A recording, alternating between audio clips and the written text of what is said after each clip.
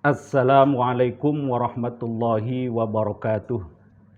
Nahmaduka ya Rabb kama amartana wa 'allamtana an nahmadak wa nashkuruka ya Rabb kama amartana wa 'allamtana an nashkurak wa nusalli wa nusallimu ya Rabb kama amartana wa 'allamtana an nusalliya wa nusallima ala nabiyyika wa rasulik.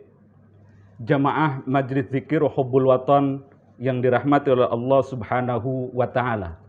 Alhamdulillah, setelah sekian lama kita berjumpa kembali dalam kajian peradaban Islam di channel Majlis Zikir Hubbul Watan.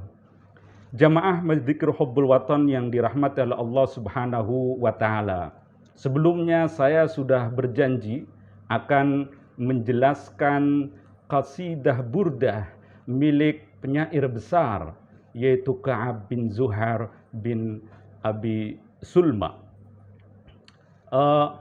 Jamaah yang dirahmati Allah Subhanahu wa taala, Allah Subhanahu wa taala menurunkan kitab Al-Qur'anul Karim kepada rasulnya yaitu Nabi kita Muhammad sallallahu alaihi wasallam dengan berbahasa Arab, bilisanin arabiyyin mubin. Al-Qur'an itu diturunkan oleh Allah Subhanahu wa taala kepada Nabi Muhammad dengan menggunakan bahasa Arab. Oleh karena itu, kita sebagai umat Islam wajib mempelajari, mengkaji kaidah-kaidah bahasa Arab, uslub-uslub bahasa Arab, bagaimana masyarakat Arab mengungkapkan, menjelaskan pemikiran-pemikirannya dengan bahasanya. Oleh karena itu, ada beberapa metode kajian dalam bahasa Arab, terutama yang kita akan kaji pada saat ini yaitu qasaid al-lughawiyah. Qasidah-qasidah yang memiliki nilai bahasa yang sangat tinggi, yang kaya dengan kajian-kajian bahasa, baik itu nahwu atau shorof atau balaghah atau yang lainnya yang berkaitan dengan bahasa, di mana kajian ini akan membantu kita untuk memahami Al-Quran itu sendiri, untuk bisa memahami al-ahadits an-nabawiyah itu sendiri, di mana dua ini merupakan sumber utama daripada ajaran agama kita, yaitu agama Islam. Qasidah burda yang disampaikan oleh As-Sahabil Jalil Ka'ab bin Zuhair bin Abi Sulma ini kaya sekali dengan kajian-kajian bahasa, baik secara mufradat, kosakata maupun struktur kalimat-kalimat yang tersusun, di mana kita akan mengetahui bahasa Arab dan orang Arab dalam mengungkapkan, dalam menyampaikan fikroh-fikrohnya. Qasidah burda yang disenandungkan oleh Ka'ab bin Zuhair bin Abi Sulma ini banyak sekali jumlah baitnya. Mungkin kita bisa simpulkan ada 3 bagian dalam qasidah burda milik Ka'ab bin Zuhair ini. Bagian pertama yang disebut dengan Muqaddimah Ghazaliyah. Apa itu Muqaddimah Ghazaliyah? Muqaddimah Ghazaliyah adalah prolog sebelum sampai pada inti atau maudhu'ul qasidah, tema utama daripada qasidah. Biasanya dibuka dengan Muqaddimah Ghazaliyah, yaitu berupa pujian-pujian yang memunculkan sosok perempuan, kemudian perempuan itu disifati dengan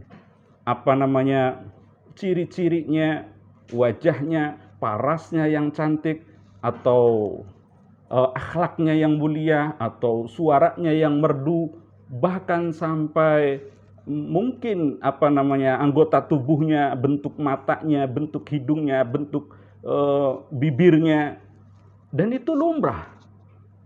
Kalau kita melihat qasidah-qasidah al-mu'allaqat yang sangat terkenal itu, al-mu'allaqatus sab'a, qasidah atau syair-syair pada zaman jahiliyah yang terkenal, hampir semua mengikuti metode ini, yaitu selalu dibuka dengan Muqaddimah Al-Ghazaliyah. Ini isi dari Burda, bagian pertama adalah Muqaddimah Al-Ghazaliyah yang memunculkan nama sosok perempuan, yaitu bernama Su'ad. Nah, Su'ad ini kemudian diungkapkan oleh Ka'ab bin Zuhair dengan ciri-cirinya yang memiliki suara yang indah, kemudian memiliki bentuk mata yang indah, memiliki postur tubuh yang ideal, dan seterusnya dan seterusnya. Ini terdiri daripada beberapa bait yang lumayan panjang. Kemudian bagian yang kedua. Bagian kedua adalah terdiri dari Rihlatu Ka'ab bin Zuhair fit taubati wal tiqaihi bi Rasulillah sallallahu alaihi wasallam, yaitu menceritakan bagaimana perjalanan Ka'ab bin Zuhair bin Abi Sulma dengan menaiki kendaraan unta. Dia memuji sifat-sifat unta, fisiknya unta dan karakternya unta, di mana unta itu dijadikan kendaraan untuk bisa berjumpa dengan Rasulullah sallallahu alaihi wasallam, yang beliau meminta maaf, meminta ampunan kepada Rasulullah atas sikap-sikapnya yang berseberangan, bahkan mengkritik Rasulullah, menghina umat Islam pada saat itu, dengan hati yang tulus, dengan hati yang keinginan yang sungguh-sungguh. Ka'ab bin Zuhair melakukan perjalanan yang sangat jauh, menaiki kendaraan unta untuk berjumpa dengan Rasulullah dan minta maaf kepada Rasulullah. Itu bagian kedua.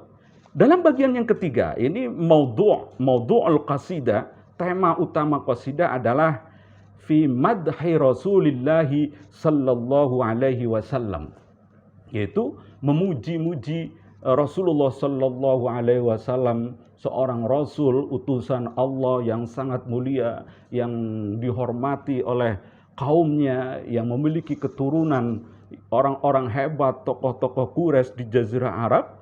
Dan sebelumnya juga Ka'ab memuji sahabat-sahabat Rasulullah sallallahu alaihi wasallam, terutama kaum Muhajirin dan kaum Ansor. Ini terkemas tiga tema besar ini. Pertama Muqaddimah Ghazaliyah, yang kedua dia bercerita tentang perjalanannya menaiki unta sehingga sampai berjumpa Rasulullah sallallahu alaihi wasallam. Kemudian yang ketiga adalah inti utama, yaitu pujian-pujian kepada Rasulullah sallallahu alaihi wasallam, yang berakhir Ka'ab bin Zuhair mendapatkan hadiah dari Rasulullah sallallahu alaihi wasallam berupa burdah, yaitu selimut yang bergaris-garis milik Rasulullah, diberikan kepada Ka'ab bin Zuhair sebagai hadiah atas puisi-puisinya yang sangat indah sekali. Itu tema isi daripada qasidah burdah milik Ka'ab bin Zuhair bin Abi Sulma. Nanti qasidah ini akan menjadi referensi utama, terutama para pengkaji-pengkaji bahasa, sehingga dengan mengkaji syair-syair yang orisinil, mendapatkan pemahaman-pemahaman makna atau kandungan, atau bagaimana uslub orang Arab, yaitu di saat Al-Quran diturunkan pada zaman itu, dalam mengungkapkan, dalam menyampaikan ide, gagasan, dan lain-lainnya. Sehingga kita bisa mengambil manfaat dari kajian puisi-puisi zaman jahiliyah ini untuk memahami Al-Quranul Karim, bahasa Quran, kandungan Al-Quran, dan Al-Hadits An-Nabawiyah Asy-Syarifah. Luar biasa manfaatnya kajian-kajian puisi ini. Oleh karena itu, jamaah Dzikir Hubbul Watan yang dirahmati Allah Subhanahu wa taala, mari kita kaji bait ini. Bait ini bermulai dengan bait yaitu banat su'adu faqalbil yauma matbulu mutayyamun itroha lam yufda makbulu. Pertama adalah kalimat banat atau bana. Banat berarti muannats, bentuk-bentuk kata muannats, perempuan. Kalau mudzakarnya adalah Bana. Bana yutlaqu fil lughati bimakna dhahara wankashafa. Bana secara bahasa itu artinya adalah dhahara atau inkashafa, yaitu jelas. Dhahara, nampak jelas. Wa yuqalu aidan bimakna al-bayan, atau ada lagi maknanya adalah al-bayan. Ini masih memiliki kesamaan. Dhahara, inkashafa atau al-bayan. Misal kalimat banal haqqu bimakna dhaharal haqqu atau inkasyafal haqqu. Ya, kebenaran nampak begitu jelas. Ada makna lain dari kalimat bana ini yang memiliki arti infasala atau bimakna al-firaq, berpisah. Seperti bait yang kedua. Bait yang kedua menyebutkan, kita ulang dari bait pertama, banat su'adu faqalbil yawma matbulu mutayyamun itraha lam yubda makbulu wa ma su'adu ghadatal bain. Wa ma su'adu ghadatal bain idrahalu. Di sini kalimat ghadatul bain, al-bain bermakna firaq, infasala. Jadi kalau kita artikan banat su'adu bermakna infasalat su'adu atau berpisah dengan su'ad. Kemudian kalimat su'ad. Kalimat su'ad ini isim ghair munsharif tentunya, yaitu nama perempuan. Ismul mar'ah muayyanah, nama perempuan yang jelas. Ada yang mengatakan bahwa Su'ad ini adalah istrinya Ka'ab bin Zuhair, yang tidak lain merupakan putri dari pamannya sendiri, namanya Su'ad. Ada yang menyebutkan imra'ah mukhayyalah, perempuan, nama perempuan yang fiksi, yang tidak ada. Dan ini lumrah dalam Muqaddimah Ghazaliyah, penyair-penyair zaman jahiliyah, penyair-penyair mu'allaqat biasa mengungkapkan dengan sosok-sosok perempuan mukhayyalah, fiksi, bukan hakiki, tapi hanya memunculkan saja sebagai figur, sebagai sosok perempuan yang dia gambarkan dalam puisinya itu. Banat su'adu faqalbi al-yawma matbulu. Faqalbi, maka hatiku, al-yawma, pada hari ini, matbulu. Matbulu yani minat tabel. At-tabel bermakna al-fasad. Jadi, akibat berpisah dengan Su'ad, maka yang terjadi adalah matbul, menjadi fasad, menjadi menderita, menjadi sakit. Ghalabal hubbu fatabala. Ketika orang sudah diliputi oleh rasa cinta, itu biasanya dia akan tabala, akan menjadi menderita, akan menjadi hancur, apalagi ketika berpisah dengan kekasihnya. Jadi kita bisa bayangkan dalam Muqaddimah Ghazaliyah Ka'ab bin Zuhair ini, beliau menceritakan penderitaannya atau rasa sedihnya setelah berpisah dengan Su'ad. Banat su'adu faqalbil yawma matbulu mutayyamun. Hadza minat taim. At-taim bimakna al-'abd, yani taimullah bimakna abdullah. Ini sama seperti kalimat Abdullah atau taimullah. Pada zaman jahiliyah lumrah orang namanya taimullah, artinya adalah Abdullah. Yani mutayyamun bimakna mu'abbadun. Dia sudah menjadi hambanya cinta. Karena saking cintanya kepada sosok perempuan yang namanya Su'ad, dia sudah menjadi budak cinta atau hambanya cinta, sehingga ketika dia berpisah dengan Su'ad, apa yang dia alamin, apa yang dia rasakan adalah matbul, yaitu menjadi menderita, menjadi sakit. Itraha bimakna ba'daha. Mutayyamun itraha lam yufda makbulu. Lam yufda, yakni yufda minal fida. Ya.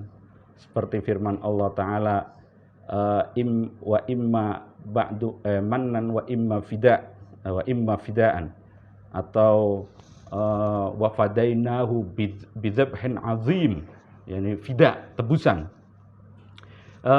Mutayyamun itroha lam yufda makbulu yakni muqayyadun bil kabel, wal kabel wal qaidul azim, terbelenggu muqayyadun azim min hadidin aw min jildin aw min ghairi dzalik. Dia terbelenggu, terikat, terbelenggu dengan rantai besi, atau terbelenggu, terikat dengan tali yang terbuat dari kulit. Bisa kita bayangkan dalam bait pertama yang disampaikan oleh Ka'ab bin Zuhair bin Abi Sulma dalam Muqaddimah Ghazaliyahnya, dia merasakan, dia menceritakan dirinya yang menderita, yang sakit karena berpisah dengan sosok perempuan yang dia cintain, yang dia menjadi budaknya cinta, yaitu perempuan yang bernama Su'ad. Dia tidak bisa menebus semua penderitaan ini seperti seseorang yang terikat atau terbelenggu oleh rantai. Jamaah Masjid Hubbul Watan yang dirahmati oleh Allah Subhanahu wa taala, itu tadi bait pertama dari Muqaddimah Qasidah Burda milik Ka'ab bin Zuhair bin Abi Sulma yang disebut dengan Muqaddimah Ghazaliyah, yaitu mengungkapkan, menceritakan sosok perempuan yang bernama Su'ad yang begitu dia cintain.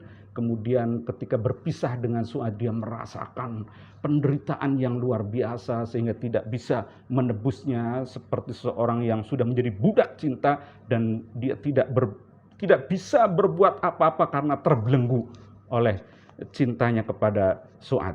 Terima kasih atas perhatiannya. Insya Allah saya lanjutkan untuk penjelasan bait-bait berikutnya pada waktu yang lain. Wallahul muwaffiq ila muthariq. Wassalamualaikum warahmatullahi wabarakatuh.